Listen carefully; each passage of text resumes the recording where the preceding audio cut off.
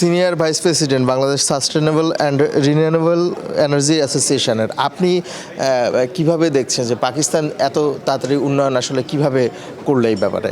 আচ্ছা, আমি পাকিস্তানের কেসটা আমাদের থেকে কিছুটা ডিফারেন্ট, কারণ পাকিস্তানে যেটা হয়েছিল সেটা ছিল তাদের ট্যারিফটা অনেক বেশি ছিল। হ্যাঁ, কারণ ওদের আইএমএফের একটা ঋণ ছিল, ঋণের কারণে ওদের কাস্টমার যারা ভোক্তা, তাদের ট্যারিফটা, ইলেকট্রিসিটি ট্যারিফটা ছিল 16-17 টাকা, বাংলাদেশের সাথে যদি কম্পেয়ার করি। তো তারা এক প্রকার বাধ্য হয়েছিল তখন একটা অল্টারনেটিভ পাওয়ার সোর্সে যাওয়ার জন্য। এটা এক। আর দ্বিতীয়ত হচ্ছে পাকিস্তানে আপনার অনেক লোডশেডিং হতো। মানে আমরা যদি বলি যে ওখানে মানে পাওয়ার আউটেজ যেটা ওরা বলে আর কি, মেনলি তো পাওয়ার আউটেজ পাকিস্তানে যেহেতু বেশি ছিল, তো সেখানে ওদের দুইটা কারণে মেনলি ওদের সোলারটা তখন as a alternative power source হিসেবে ড্রাইভ করেছে সেই সময়টাতে। আচ্ছা, তো ড্রাইভ করার এটা একটা কারণ। আর আরেকটা কারণ ছিল ওদের অ্যাফোর্ডেবিলিটি ছিল অনেক ইজি।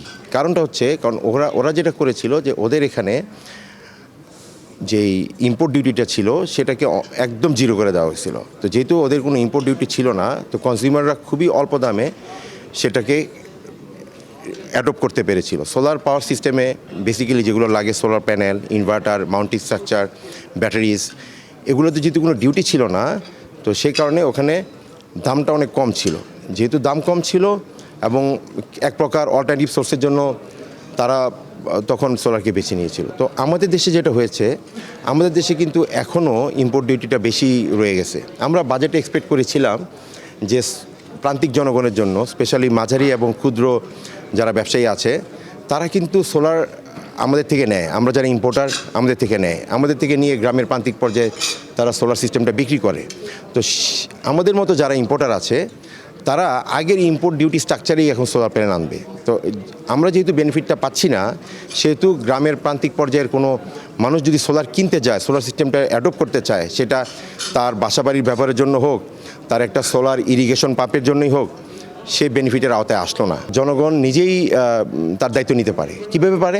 কারণ হচ্ছে যে সে যদি সোলার সিস্টেমটা লাগায় তার বাসায়, যদি সরকার ডিউটিটা কমিয়ে দেয়, তাহলে কিন্তু সেই স্বল্প মূল্যে সে সোলার প্যানেলগুলো লাগাতে পারবে। তো সেই সোলার প্যানেল যদি সে অল্টারনেটিভ সোর্স হিসেবে লাগায়, তাহলে কিন্তু সে লোডশেডিং হলেও তার সোলার প্যানেল দিয়ে সে 2 ঘন্টা 4 ঘন্টা সে ব্যাকআপ পাবে। একটা বাসাবাড়ির ক্ষেত্রে যদি বলি, একটা কনজিউমারের 2 থেকে 3-4 কিলোওয়াট হলে হয়ে যায়। যদি একটা গ্রামের প্রান্তিক পর্যায়ে বলি, তার 1 কিলোওয়াটই যথেষ্ট। তো সেই ক্ষেত্রে তার প্রাইসটা অনেক কমে যাবে। তখন হয়তো এখন যেটা 1 লাখ টাকার উপর আছে, সেটা তখন 50,000 to 60,000 টাকার মধ্যে চলে আসবে।